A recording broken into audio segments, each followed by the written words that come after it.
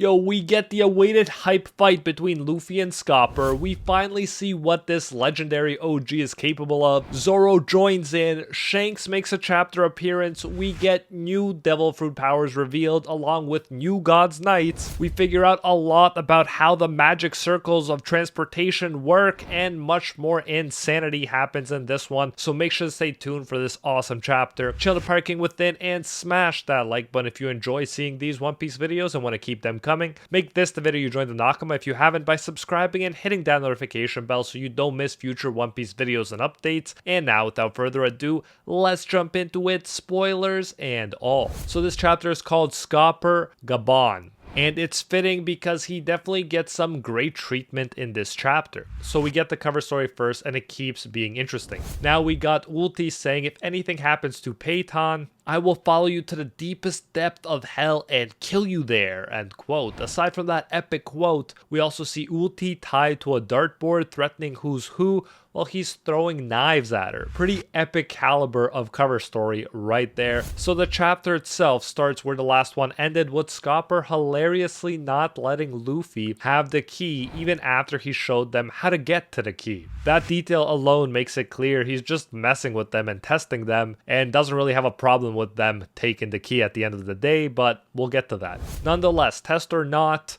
he's looking for a fight right now, or at least that's what it looks like. Luffy is confused and doesn't know why he has to fight Scopper. Zoro thinks back to what Colin said about how powerful his father was, because of course we found out recently that Scopper is his father and he is the legend who conquered Mount Ripley. Cannot wait to see how this guy will interact with Sanji, since these guys are so similar. I don't know if Sanji will feel more awe or jealousy when they meet. Anyways, Luffy stretches his hand to take the key, but Scopper easily dodges him. Luffy is starting to get annoyed and props to Scopper and his agility for being an old man. Definitely has that Roshi vibe about him. Luffy then jumps closer to Scopper and tries to get the key, but this time Scopper coats the key with Haki, a nice touch, and smashes Luffy into the ground. Black lightning appears when the key hits Luffy. What a legend, turning even a key into a monstrous Haki weapon that, let's not forget, can smash a Yonko at this point into the ground.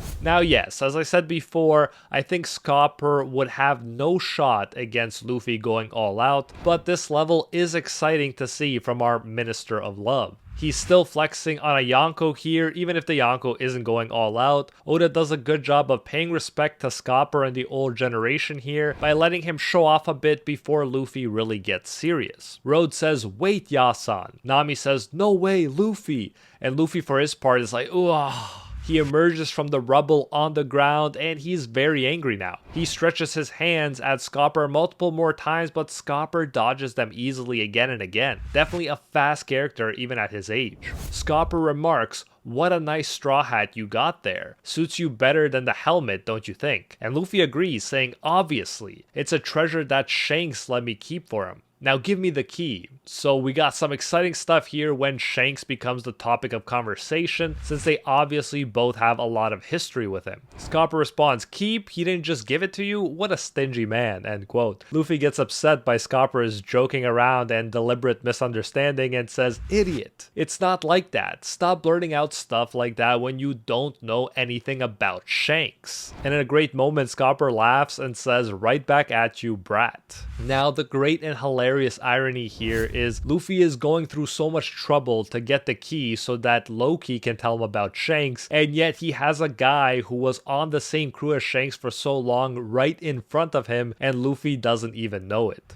You can bet Scopper can tell Luffy infinitely more about Shanks than Loki, but the clueless Luffy is just trying to get the key from him. Suddenly, Scopper shoves part of the key into Luffy's mouth, and Luffy's head takes the shape of the key. This old-timer is really having a field day with our favorite Yonko. Then he takes out both of his axes and prepares to attack Luffy with them. Zoro's like, what axes? And Scopper says, Yaso Takeru, aka Army of Fierce Warriors. Zoro says, Luffy, get out of the way. Clearly he senses the incoming danger of this attack. Luffy also senses Scopper's powerful Haki and his face changes to a worried yet funny expression. Scopper unleashes a huge attack with multiple axe blows that destroy one of the castle towers. He didn't get his Mountain Eater title for nothing. Luffy, for his part, barely dodges the attack and Zoro stops part of it with his 3 swords. We all know by now that Zoro is very good at tanking strong attacks with his swords. Scopper thinks to himself that Luffy has a good crewmate in Zoro. Nami and Road, for their parts, are shocked. Luffy and Zoro finally get serious, with Luffy changing it to Gear 5 and black lightning appearing around Zoro's swords.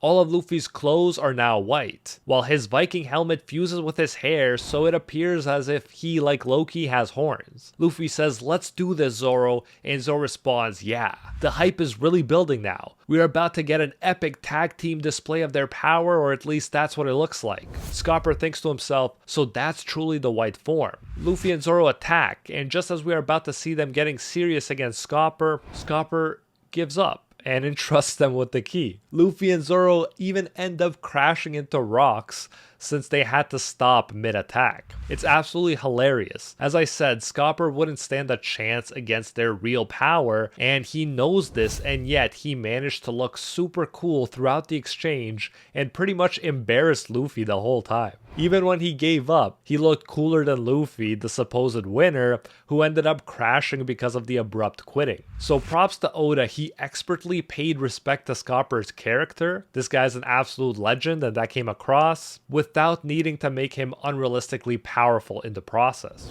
Luffy and Zoro are understandably angry because they didn't get to continue the fight. They got messed with and didn't even get revenge. Road is about to tell them who Scopper actually is, but Scopper stops him while he picks up his robe and hat. He says, "Don't rush it, Road. By the time you leave this island, if Elbaf is still safe, come and see me again." Zoro says, "Like we'd ever do that." And Luffy agrees, saying, "He's right, you dummy. Thanks for the key though, but we are not seeing you again." End quote. And if Road was just allowed to finish spilling the beans, Luffy would be singing a completely different tune right now, wanting to know everything Scopper had to say about Shanks. However, this does give us something to look forward to at the end of the Elbaf arc. Scopper then walks away smiling while we see a flashback of him talking to Shanks and Elbaf. He said, "Hey Shanks, you really expect me to trust that kid easily?" And Shanks laughs and responds, "You're right. You may do whatever you like, Gaban-san." End quote. I like that Shanks is still paying respect to him by using san after all this time, but this also makes it clear that we were right. This was just Scopper testing Luffy to make sure that yeah, he could trust Luffy, and clearly he's come to the same conclusion that Shanks did. We then cut to a perhaps even more hype portion of the chapter. We cut to the Walrus School where kids are telling Ange they saw a strange bird flying by, but when Ange looks up, it's gone. We then cut to a forest in the Sun World near the Walrus School. Shamrock and Gunko land in a huge branch. Shamrock is surprised to see that Elbaf even has a school. Then Gunko raises her hand and creates a magic circle on the ground.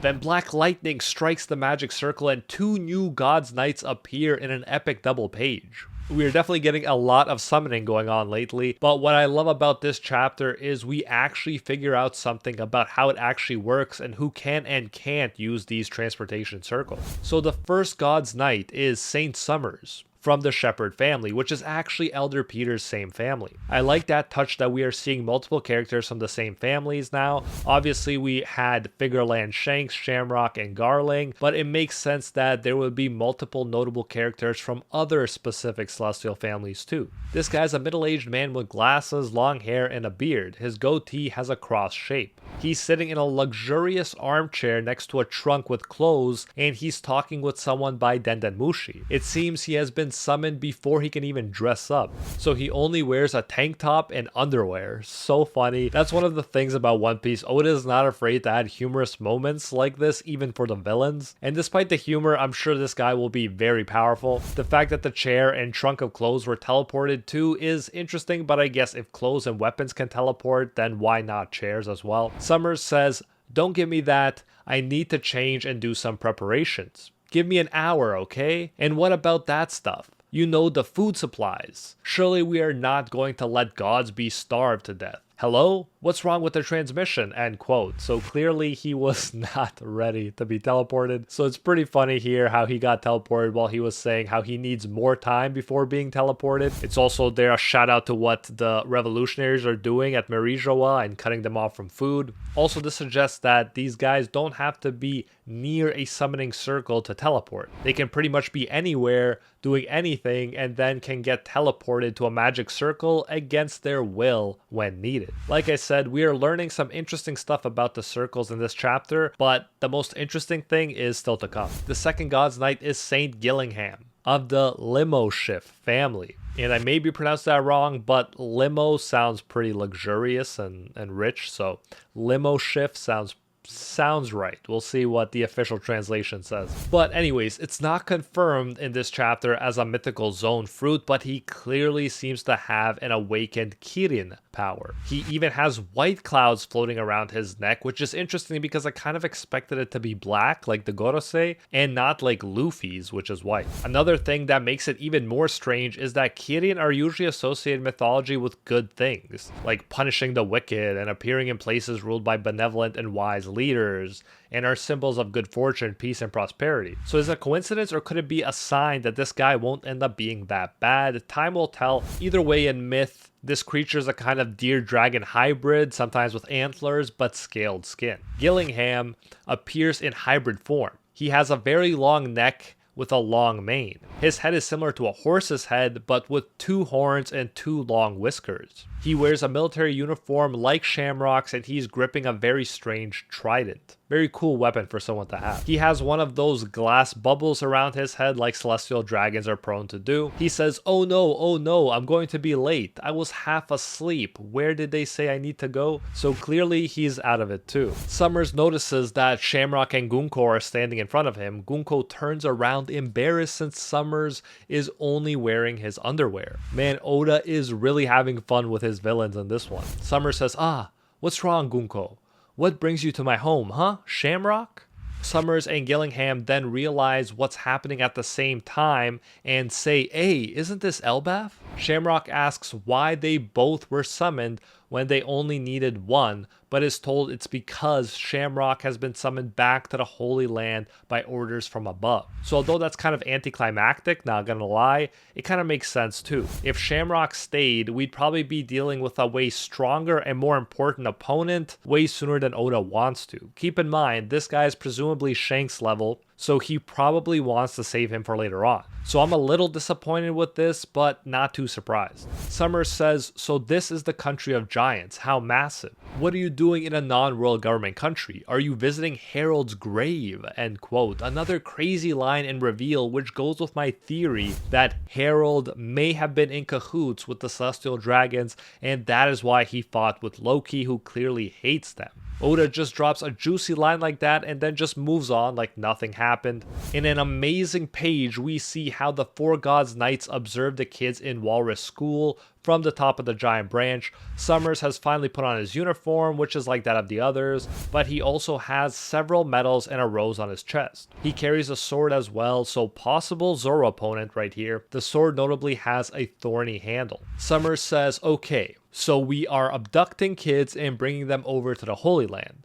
Well, not that these kids are small enough to fit in a bag. And then Gillingham says, people without the mark can't pass through the abyss, aka magic circle, so we'll have to transport them by ships. So right there we learned that there is a mark that's needed to teleport, and you can't just force the mark on people since that is clearly not an option for the giant children. Perhaps it is like a deal with the Emu kind of situation, and people have to willingly sell their souls to Emu or something like that to be able to gain this ability and the mark. Definitely intriguing stuff. I look forward to learning more about it. For now, an evil looking Shamrock says, with your powers, why don't you make this a quote unquote game? That reminds me definitely of the God Valley game that was going on, and it could suggest a kind of parallel is coming with God Valley where a lot of hype characters all came at once. That would be really cool if we got that on Elbaf, but let me know your thoughts below.